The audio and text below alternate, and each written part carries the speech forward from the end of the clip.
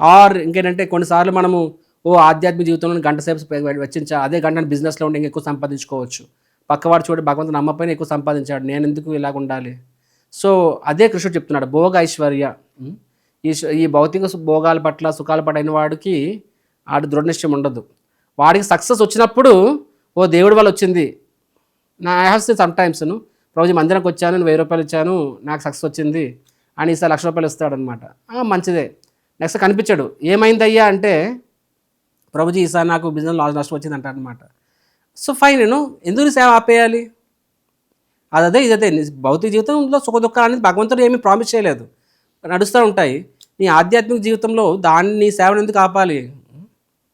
అంటే ముందు భగవంతుడిని చూసుకున్నాడు, ఇప్పుడు చూసుకోవట్లేదా నిన్ను? లేకపోతే భగవంతుడు లేడు, ఇప్పుడు గురువు అనేవాడు లేడు, భగవంతుడు అనేవాడు లేడు అనుకుంటున్నావా? ఎందుకంటే మనము ఈ భౌతిక ఈ యొక్క ఇంద్రియ భోగానికి ఆసక్తులు అయిపోయాం కాబట్టి మన యొక్క ఆధ్యాత్మిక బాధ్యతను మనం విస్మరిస్తాం.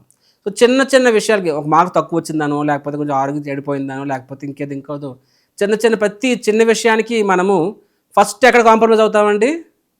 ఫస్ట్ ఎక్కడ స్పిరిచువల్ లైఫ్లో కాంప్రమైజ్ అవుతాం.